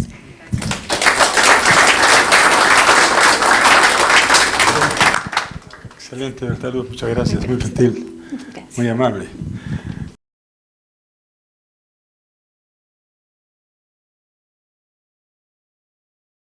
Seguimos con el programa para cumplir con los tiempos en la medida de lo posible. Acá el doctor Zabaleta me mira está sobrando en el tiempo, pero creo que estamos disfrutando de información muy valiosa de expertos. A continuación, Mario Tavera, experto en la niñez, ha trabajado en UNESCO muchísimos años y ha tenido la gentileza. Hemos sacado un poco hacia la fuerza para que nos ayude con este tema. Así que adelante, por favor, Mario, nuestro agradecimiento. Muchas gracias, doctor, por la oportunidad. Yo no tengo la capacidad de síntesis de los colegas que me han antecedido, así que traje 5 páginas para cumplir con los 15 minutos que nos ha concedido amablemente la academia, ¿no? Pero voy a intentar, a través de esta lectura, resumir lo que es el contenido del libro, del capítulo del libro correspondiente a niñez. Quiero en primer lugar agradecer a la Academia Nacional de Medicina, a través del doctor González, por haberme brindado el honor de desarrollar el presente capítulo relativo a la importancia de la niñez en el desarrollo humano. Quiero asimismo, de manera especial, reconocer al doctor Agustín Isa por el interés y el tesón para que esta publicación salga adelante, lo que permite posicionar a la salud integral en el marco del desarrollo humano. Las siguientes líneas han sido escritas con el propósito de orientar y motivar la lectura del presente capítulo. Por supuesto, todo el libro, pero quiero que de todas maneras lean el capítulo de la niñez. Del presente capítulo contenido en el libro que hoy se presenta, ya que considero relevante posicionar la importancia del desarrollo de la niñez como base del desarrollo humano, permitiendo que otros profesionales médicos y no médicos que habitualmente no trabajan en el tema de niñez puedan acercarse a comprender la importancia de la promoción de los cuidados del niño, así como su adecuado crecimiento y desarrollo. Durante las últimas décadas, los estudios realizados desde diversas disciplinas científicas como la neurociencia, la psicología, la medicina y la pedagogía muestran que la niñez es el momento decisivo de aprender a ser humanos. Establecer cuánto de capacidades humanas va a tener cada uno y por tanto cuánto de humana va a ser nuestra sociedad en el futuro. Los enfoques sobre la niñez corresponden a la mirada que de ella se percibe desde el mundo de los adultos, asociada a la condición de dependencia producto de ser una etapa de crecimiento, maduración y adquisición de habilidades que nos preparan para actuar en la vida en nuestra condición de adultos. En función de ellos, hemos considerado conveniente empezar a abordar el tema del desarrollo humano de la niñez como un proceso de construcción social, para lo cual iniciaremos nuestro enfoque dando una mirada de la forma como se ha venido dando ese proceso a lo largo de las diferentes etapas históricas de la humanidad. En la segunda parte revisamos el proceso por el cual se construye el enfoque de derechos de la niñez, en respuesta a la situación de dependencia y desprotección, lo que se expresa en la asimilación por la comunidad internacional de la Convención de los Derechos del Niño, la que permite a la niñez adquirir carta de ciudadanía. En la tercera parte del capítulo revisamos los progresos que en las últimas décadas ha tenido la prioridad asignada a la infancia, inspirado en los marcos legales y programáticos que se derivan de la mencionada Convención de los Derechos del Niño, mostrando los logros en el derecho fundamental a la supervivencia infantil, al cual ya hizo referencia Óscar, en el marco de la estrategia de la atención primaria de la salud. En la cuarta parte, revisamos los fundamentos científicos que sustentan las apreciaciones anteriores, desde la mirada de la neurociencia, la psicología, la salud y nutrición, así como la pedagogía. Finalmente, presentamos las perspectivas y retos que implica garantizar los derechos de la niñez y, por tanto, su desarrollo humano, en un mundo cambiante y con diversas crisis que afectan a los grupos humanos más vulnerables, entre otros, la niñez. En el contexto de la antropología evolutiva, se reconoce que el humano es el ser que mayor tiempo debe proteger a sus crías, hasta que alcance su condición de madurez física, emocional, social, entre otros campos del desarrollo, que le permitan enfrentar los retos que plantea la vida en su condición de adulto. Si bien cada etapa del desarrollo humano, como son la niñez, incluida la adolescencia, juventud, adultez, adulto mayor, implican un proceso constante de cambios, es en la niñez, y en particular en la niñez temprana, en que estos cambios se producen de manera más acelerada. Desde el punto de vista biológico y normativo, se considera que la niñez es el periodo comprendido entre el nacimiento y los 18 años, periodo en que el ser humano es dependiente de la protección que le debe brindar sus progenitores y la sociedad en su conjunto, particularmente el Estado, como ente encargado de regular la convivencia y protección de los individuos y la colectividad. Un elemento central e distintivo del ser humano en relación a los otros seres que pueblan el planeta y en particular con relación a los llamados animales superiores, es el proceso de crecimiento y maduración del sistema nervioso central. Los estudios de biología comparada muestran que el cerebro humano es el que más tiempo requiere para terminar el proceso de crecimiento y maduración. Esta inmadurez de la niñez ha planteado una relación de dependencia con relación al mundo de los adultos, en particular con los progenitores y el entorno familiar más amplio, que ha tenido características particulares en los diferentes periodos históricos por lo que ha transitado la humanidad. Como dijo Óscar, se estima que los homínidos hicieron su aparición en la Tierra hace 3 o 4 millones de años y solo entre hace 100.000 y 150.000 años hizo su irrupción en el planeta el Homo sapiens sapiens, conocido como hombre de Cromagnon, es decir, el ser humano actual.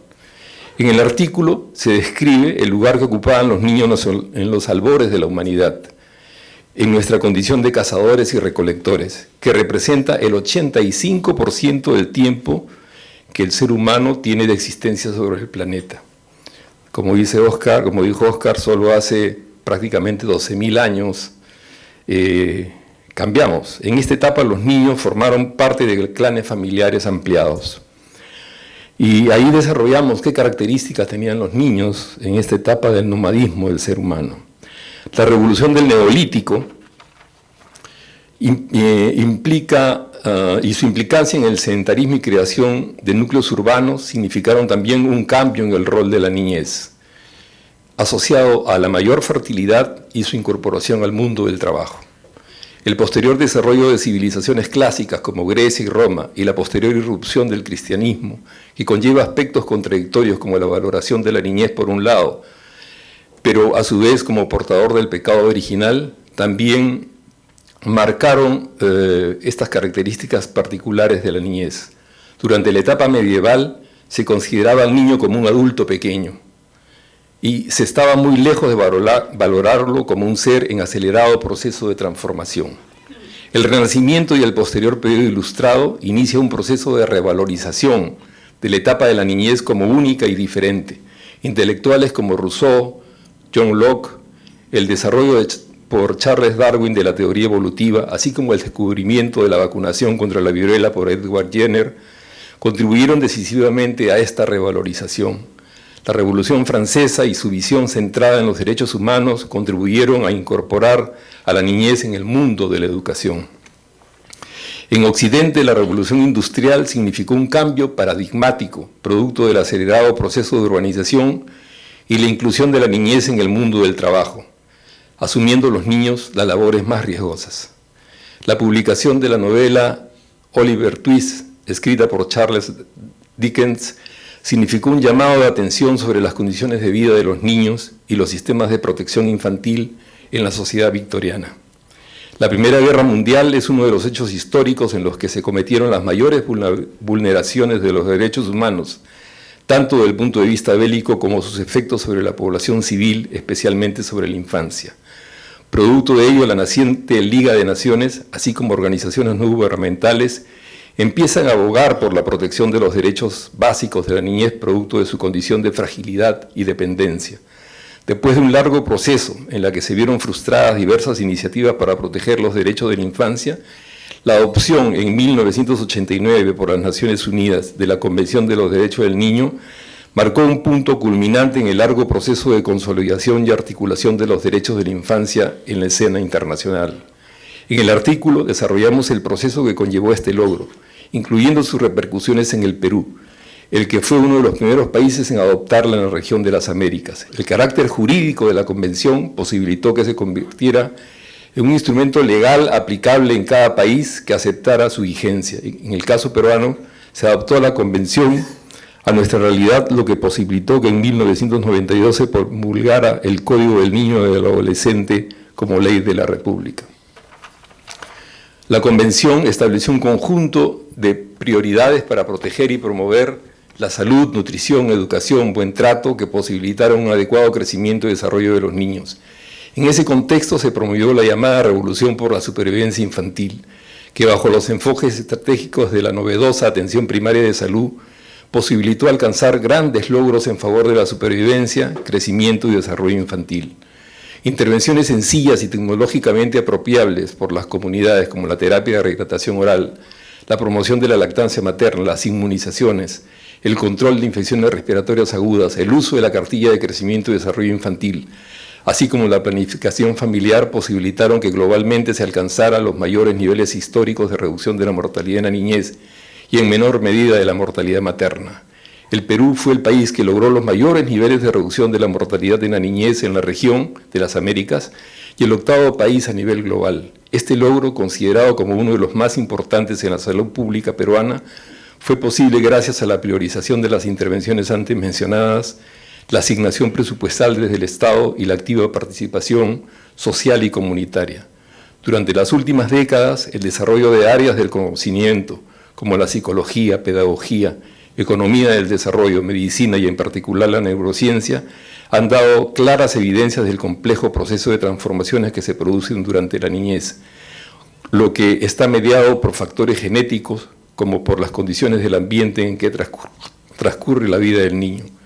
Durante la niñez se reconocen diversas etapas, cada una de las cuales tiene características propias en términos del crecimiento y desarrollo. Esta subdivisión permite un mejor estudio y precisa las intervenciones que son necesarias desarrollar en cada una de ellas. Cada una de estas etapas tiene una importancia particular y en todas es necesario proteger y promover el potencial de crecimiento y desarrollo del individuo, pero hay algunas de ellas que se consideran críticas y base para el desarrollo de las otras etapas.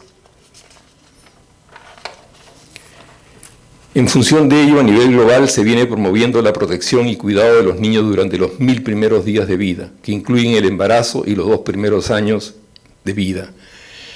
El fundamento central para el desarrollo de este enfoque es que este periodo se dan los mayores niveles de crecimiento y maduración del sistema nervioso central, tanto por el acelerado incremento de las células neuronales como los diversos procesos neurológicos que incluyen el desarrollo de redes sinápticas, migración neuronal, lateralización a nivel encefálico, así como mielinización de axones y dendritas.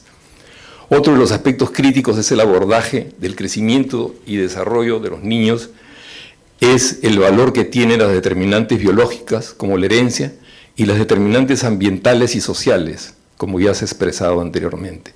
Cuidados de la salud y nutrición, protección, estimulación, cuidado del medio ambiente, entre otras, que se dan en contextos familiares, económicos, sociales, culturales y étnicos particulares. Diversos estudios muestran la importancia de ambos tipos de determinantes dependiendo del momento que afecten el crecimiento y desarrollo de los niños, así como las intervenciones que se desarrollen en la oportunidad y la intensidad necesaria para revertir los problemas de afectación o retraso en el crecimiento y desarrollo durante la niñez. Lamentablemente, las mayores afectaciones relacionadas con determinantes biológicas y sociales ocurren en niños cuyas familias viven en condiciones de pobreza y tienen menor acceso a servicios de salud, protección, cuidados de calidad y de medio ambiente. Por tanto, de lo que se trata es de prevenir situaciones de carácter biológico o social que afecten el desarrollo de los niños, especialmente en los periodos críticos. De lo contrario, las familias o las sociedades a través del Estado deberán realizar largas y costosas intervenciones para revertir los efectos negativos alcanzados en oportunidades, resultados limitados a pesar del esfuerzo realizado. En la última parte del documento se intenta resumir los principales desafíos que deben enfrentar las políticas públicas para preservar el crecimiento y desarrollo de la niñez, etapa fundamental en la que se asientan las bases del desarrollo humano. La principal causa de inequidades económicas, sociales y educativas se registran durante la niñez. Entre las más importantes tenemos la pobreza, que afecta a amplios sectores de la población mundial y también en nuestro país. No permite que los niños accedan a recursos materiales, económicos, alimenticios y sanitarios. La mayor proporción de pobres corresponde a la niñez. La creciente violencia que se registra en el mundo a través de múltiples escenarios de guerra, la violencia asociada a hechos delincuenciales y la violencia que se ejerce en el hogar generalmente sobre mujeres y niños, tienen efectos deleterios sobre el desarrollo de las capacidades emocionales de los niños y de las niñas. La creciente inseguridad alimentaria que afecta cada vez más a las familias producto de la crisis económica en amplios sectores de la población. La inseguridad alimentaria afecta de manera especial a la niñez debido a sus mayores necesidades nutricionales a causa de su acelerado crecimiento. El sobrepeso y la obesidad que afecta cada vez más a los niños producto del consumo de alimentos no saludables que contienen exceso de azúcares y grasas saturadas, así como el mayor sedentarismo asociado al consumo de imágenes de televisión, ordenadores y teléfonos. El exceso de consumo de pantallas de televisión y diversos tipos de ordenadores se ha convertido en un riesgo para el desarrollo de la capacidad cognitiva en el proceso de maduración del sistema nervioso central durante la niñez. El incremento de casos de trastorno de salud mental en la niñez se ha hecho más frecuente, incluyendo el suicidio adolescente, asociado a problemas de familias disfuncionales, el impacto de las redes sociales sobre el comportamiento de las personas y la violencia que en oportunidades se produce en el seno de la familia, en la escuela y en las propias comunidades. En los últimos años se ha identificado un creciente número de casos de niños con diagnóstico de déficit de atención e hiperactividad.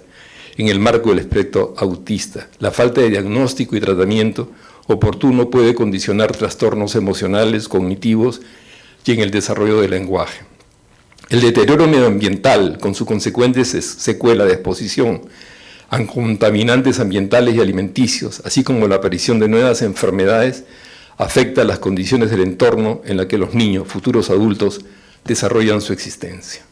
Los intensos procesos migratorios que se vienen desarrollando en el mundo, producto de las guerras, la inestabilidad política, así como las crisis económicas, tienen como principales víctimas a los niños, producto de la limitación en el acceso a sus medios habituales de subsistencia y al deterioro de las condiciones de vida.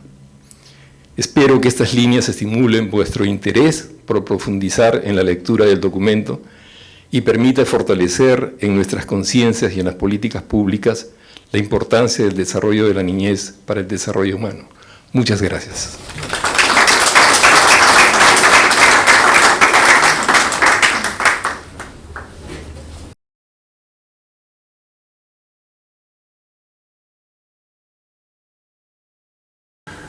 Tenemos que correr por el tiempo. ¿Me puedes ayudar con los diapositivos? Habíamos quedado que habían dos autores que habían tenido la gentileza de permitirnos darnos un poco de su tiempo, y le pedimos a Susana que nos diera 3 o 4 diapositivos que resumieran su presentación. La anterior, si han podido leer, la anterior, por favor. Los créditos de Susana, a quien le agradezco la gentileza de habernos ayudado. La siguiente, por favor. Estos son sus diapositivos. Las mujeres, avances, deudas y rutas para un desarrollo inclusivo y sustentable. La siguiente, por favor. Las mujeres en el desarrollo, avances y deudas. El desarrollo económico no garantiza la igualdad. Las mujeres han sido actoras centrales, pero invisibilizadas. Persisten brechas estructurales, desigualdad salarial, trabajo no remunerado, baja representación política, y el desarrollo sigue siendo excluyente para las mujeres. Frases contundentes de Susana que resumen su pensamiento. El artículo trae algunos aportes, como el enfoque intersectorial seccional que revela desigualdades por género, clase, etnicidad y territorio. La violencia de género como freno del desarrollo, 3.7% del PBI que está perdido, y hay 3 autonomías como ejes del cambio. La siguiente, por favor. El cuidado como derecho humano y responsabilidad colectiva, el reconocer, redistribuir y remunerar el trabajo de cuidado, una cosa importante, tiene un impacto esperado, que queremos más empleo formal, más reducción de la pobreza, mayor bienestar y equidad. Ella concluye: una sociedad que cuida es una sociedad que avanza. Pero me puso un texto. La siguiente, por favor. Y estas son los últimos 2 párrafos del texto que Susana gentilmente me alcanzó. En realidad, este artículo propone mirar hacia las políticas de cuidado como una ruta transformadora. Reconocer, redistribuir y dignificar el trabajo de cuidado, que es esencial para liberar el potencial de millones de mujeres, fortalecer la economía y construir sociedades más justas y resilientes. En resumen, dice Susana, el desarrollo sostenible no puede lograrse sin igualdad de género, y la igualdad y equidad de género no es posible sin políticas de cuidado. Invertir en el cuidado no solo es una cuestión de justicia social, sino también de sostenibilidad y democracia. Creo que esto resume excelentemente. Estoy copiando y hablando lo que ella ha escrito en respeto a su producción intelectual en este tiempo. Así que muchas gracias, Susana, muy gentil por tu participación. Y lo siguiente, mi compromiso también con Renato Alarcón, que también 3 diapositivos un poco más profusos en su lenguaje, de acuerdo a la personalidad. Renato es un psiquiatra conocido, profesor de Cayetano Heredia, tiene la cátedra Honorio Delgado y acaba de conseguir una distinción de comendador de la Universidad Peruana Cayetano Heredia. Renato a su tema le definió como un factor de desarrollo, sustento de bienestar y fuente de realizaciones. La siguiente, por favor, y este es su texto, resumen y conclusiones. Él habla que la salud mental confiere solidez e integridad a toda experiencia vital, posibilita el manejo definido de normas, principios y valores humanos y conduce a desenlaces de superioridad, trascendencia, inferioridad o desigualdad. Diferencia salud mental y psiquiatría como conceptos complementarios instalados en diversas áreas, en reductos clínicos, en oficinas administrativas y escenarios sociopolíticos. Y dentro de la estructura de la salud mental incluye aspectos cognitivos e intelectivos, afectivos y conductuales. La siguiente, por favor. Él habla de escenarios multifacéticos, entre los cuales hay determinantes sociales que juegan un rol mucho más importante en la salud mental. Hay una serie de contribuciones recientes, como la carga global de enfermedades, los factores de riesgo, los años de vida ajustados a la discapacidad, el análisis transaccional de encuestas, impacto de desastres naturales. Y hace un énfasis en la sostenibilidad de la salud mental con una base experiencial, con procesos formativos, educativos, con vínculos interpersonales, y habla del plan comprensivo de acción en salud mental al 2030. Piensa que debemos cambiar la nomenclatura de países subdesarrollados a países de bajos ingresos, que no alteran sustanciales diferencias socioeconómicas, y hace una relevancia a la descolonización en la práctica clínica y de la investigación. Los procesos o los problemas persistentes siguen siendo la escasez de recursos, los bajos niveles de adiestramiento, los énfasis financieros y el negativismo que existe hacia las carreras de salud mental, que es evidente.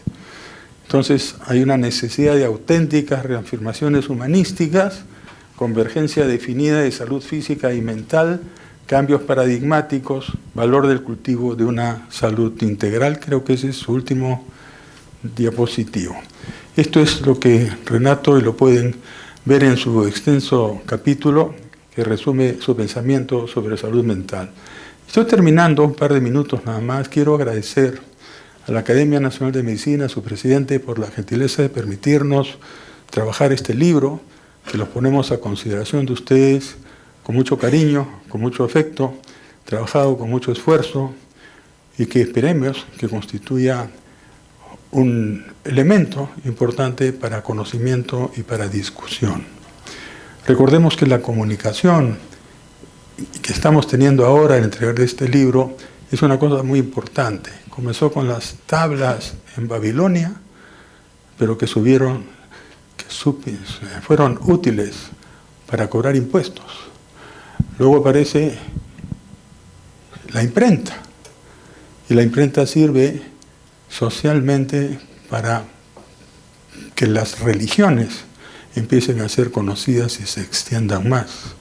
Luego viene el radio y la comunicación por escrita, los periódicos, y eso resulta importante para los aspectos sociales de democracia o de autoritarismo que aparecen promovidos por los periódicos o por los radios. Y ahora últimamente la comunicación en que aparece Internet y aparece la inteligencia artificial, que nos puede ayudar muchísimo, pero que tenemos que mirar con un cuidado especial para que los conocimientos que nos dan sean evaluados con pensamiento crítico y que sean para nosotros una ayuda y no una sustitución de nuestro trabajo. Creo que en eso consiste la preocupación que debemos tener nosotros para que la inteligencia artificial nos ayude y no nos avasalle. Les agradezco a todos ustedes por esta gentileza. Dejo el micrófono a nuestro secretario permanente y un abrazo para ustedes muy gentil y un aplauso para nuestros amigos que nos han ayudado.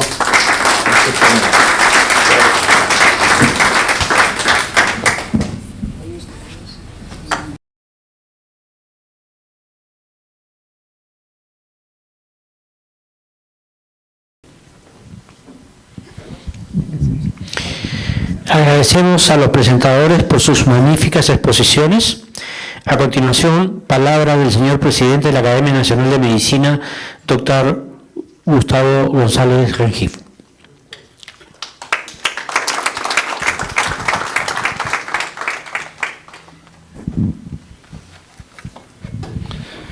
Muy buenas noches, estimados autores de libros sobre desarrollo humano, distinguidas autoridades, académicos, familiares.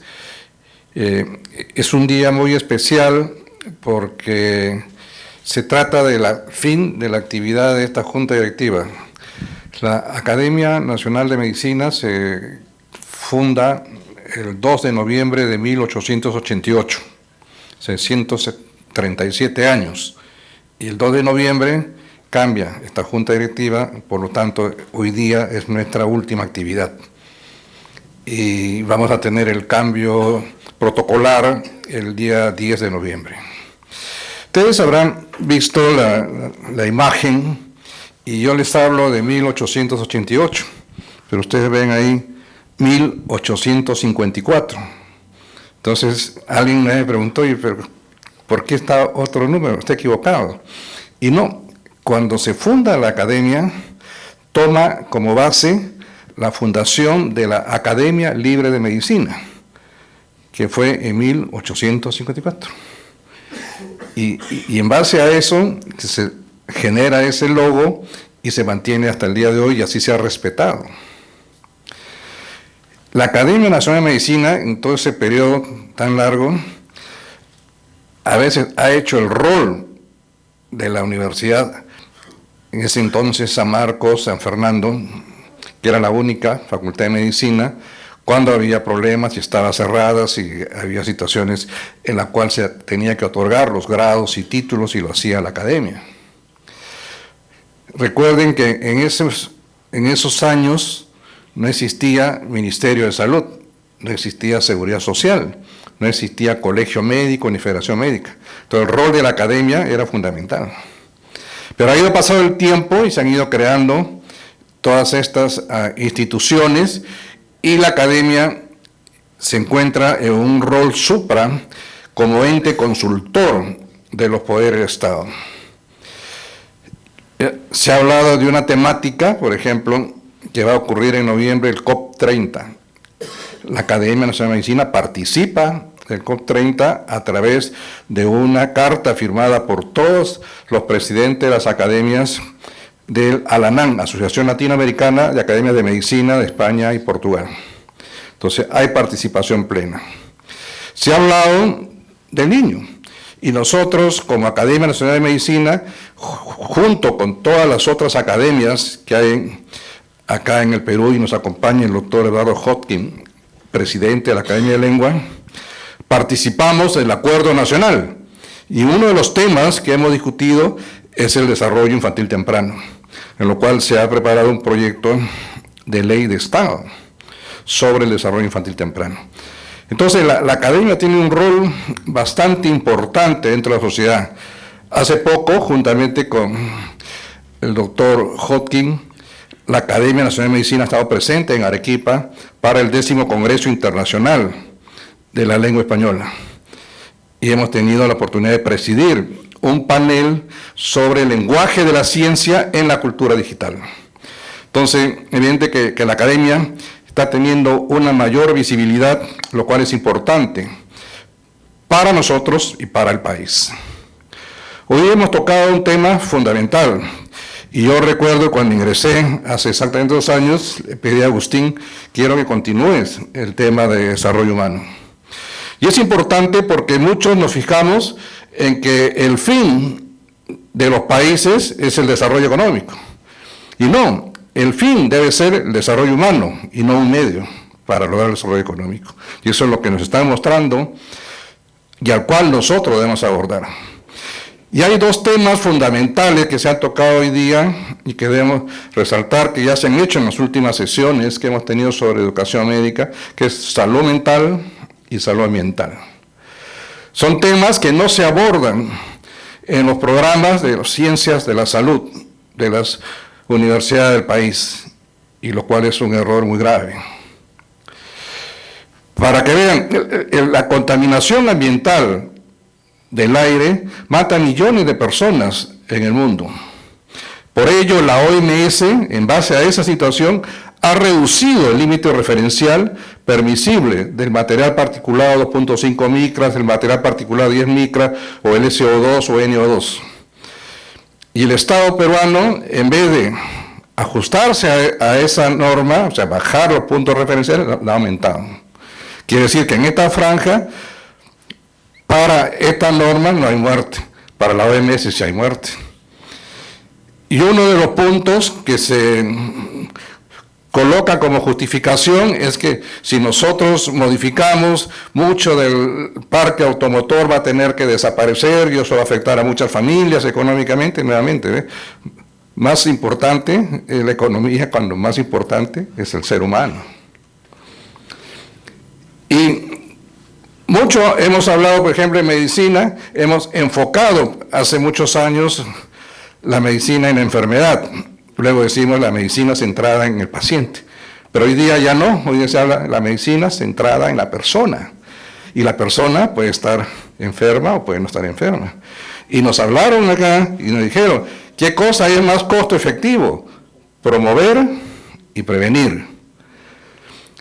Se ha hablado mucho de una serie de cambios que se han desarrollado, por ejemplo, en la infancia, pero se han generado nuevos problemas. La pandemia, y lo mencioné al final, de la obesidad infantil.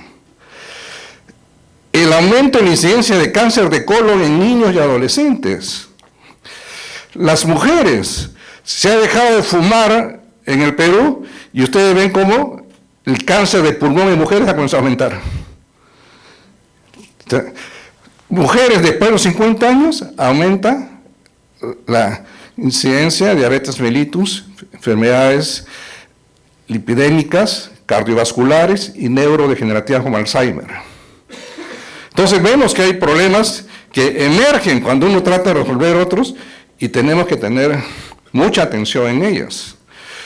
Creo que si no se reforma la estructura académica de las escuelas de medicina, no vamos a lograr lo que tanto queremos. Se habla mucho de cuidado integral de salud, como dice David Jada de Rivero, que fue mala la traducción, que es primer nivel de atención, y que el cuidado integral de salud significa todos los niveles, desde el más bajo que la promoción y prevención hasta el tercero o cuarto nivel de atención.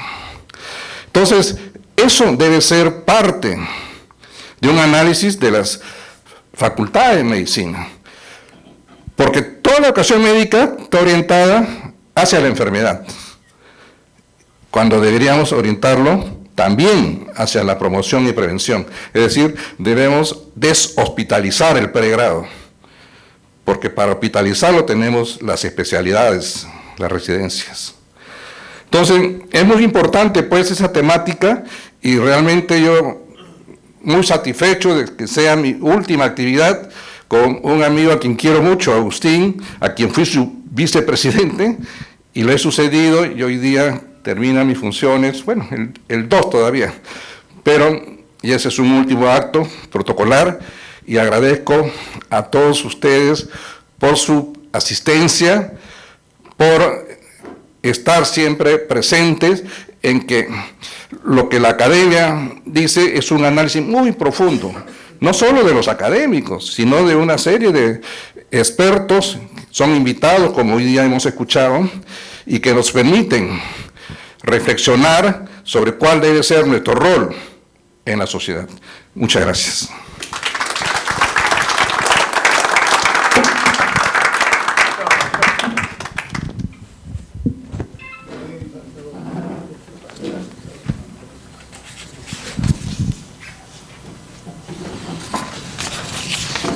Nos complace invitarlos a las próximas actividades de la Academia Nacional de Medicina.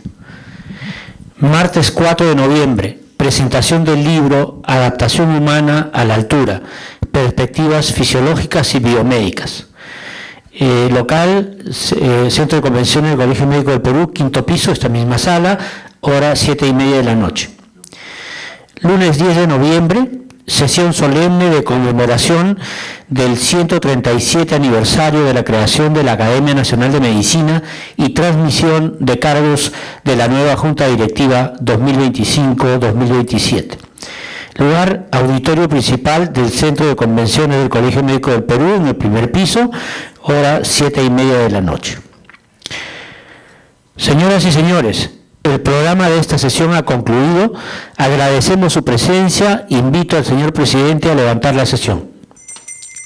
Se levanta la sesión. Los invitamos al cóctel que se celebrará en el salón adjunto.